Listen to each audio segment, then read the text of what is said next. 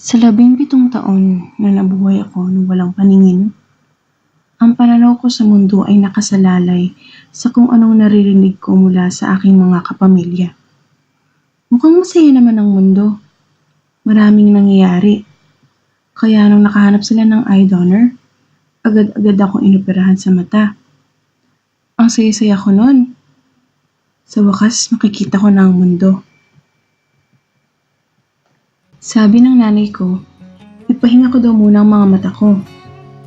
Yun daw ang bilin ng doktor.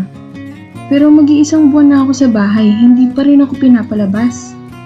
Ayoko na ng ganito. Lalabas ako.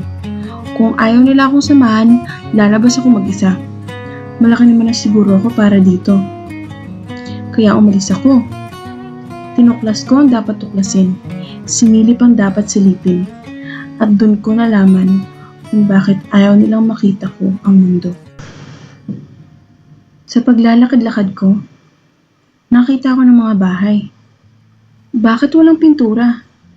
Bakit hindi simentado ang mga pader? Paano nabubuhay ang mga tao sa isang masikip at maduming lugar? Kung marami naman sigurong pwedeng tirahan sa ibang lugar. Sa patuloy kong paglalakad, nakakita ako ng lalaki. Ano yung nasa bibig niya? Ang sama ng labas ng usok? Yun siguro yung sigarilyo.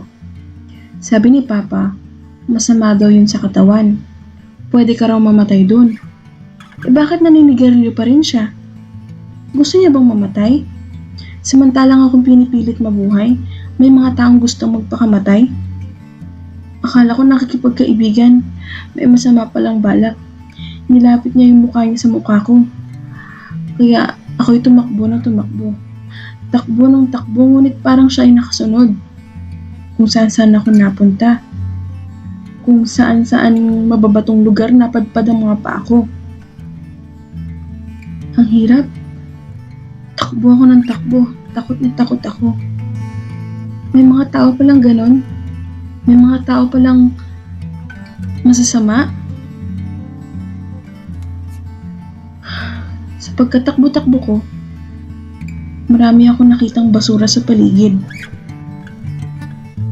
Paano natitiis ng mga tao ang hindi kaaya-ayang tanawin? Bakit hindi ayusin ng tao ang paligid niya? Bakit kung saan-saan lang sila nagkakalat? Bakit ang daming plastic at bote? Tumutubo ba yun sa lupa? Nakakatulong ba yun sa halaman? Ang daming basura. Parang ito yung dahon ng paligid ko. Patay na patay. Umayo ako sa lugar na yon. Hanggang sa makarating ako sa lugar na maraming ilaw. Hindi ko mabasa ang mga nakasulat pero ang dami-dami talagang ilaw. Pero, teka, sobrang init na ba at sobrang iksi ng suot ng mga babae? Bakit parang nakabra lang sila? Samantalang yung mga lalaki, naka-t-shirt at shorts naman.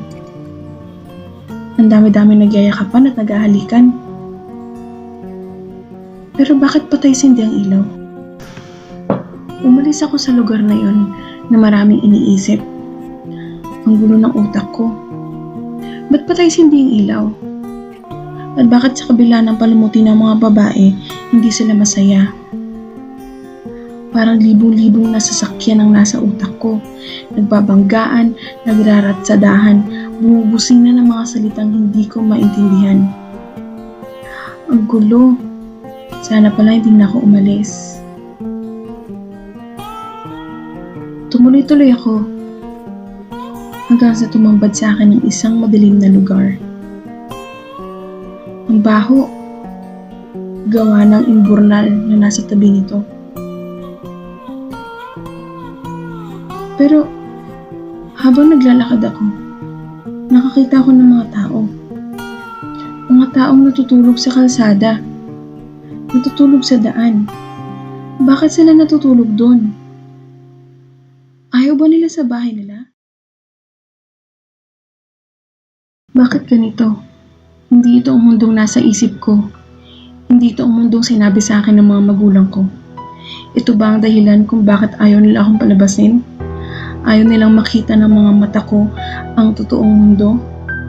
Madilim, masikip, madumi. Gusto ko na umuwi. Ang bigat ng pakiramdam ko. Sa paglakad-lakad ko, napunta ako sa isang parke. Malawak, daming tao, babae, lalaki. May mga sumasayaw, may mga naglalaro. Dami nilang ginagawa. May mga grupo ng kabataan. Naglalaro sila ng skateboard yata yung tawag dun. Pero mahirap gawin yun. May mga nadadapa. Pero bumabangon muli. Tumingin ako sa gilid ko. Masaya ng mga bata. Pag nakikita ko sila, parang wala silang problema. Parang nawawala ang bigat ng pakiramdam ko. Ang inosente ng mga mukha nila. Hindi katulad ng mga nakita ko kagabi. Mga walang pakialam sa mundo. Tumuloy ako sa paglalakad. Nakita ko, may mga nagigitara. May kumakanta. Ano kaya himig ang kinakanta niya? May tumatalon. Wow! May tumatakbo. Ang saya nila. Meron ding mga kaibigan. Magkakaibigan na nagtatawanan. May mga taong paano yung magkakapatid kung mag-usap. At may pamilyang naglalaro, nagsasaya. Natigil ako. Bakit ang saya nila? Hindi ba nila nakita lahat ng nakita ko? Hindi ba nila naramdaman lahat ng naramdaman ko? Naupo ako tumingin sa langit. Napaka-asul nito.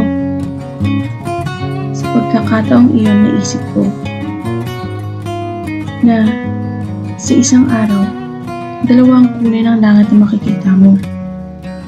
Asul at itim. Umitim man ang langit mamayang gabi, kinabukasan mag-aasul itong muli. Siguro'y ako na lang ang magdidesisyon kung titingin ako sa asul na langit o manatiling nakatuon sa dilim ng gabi.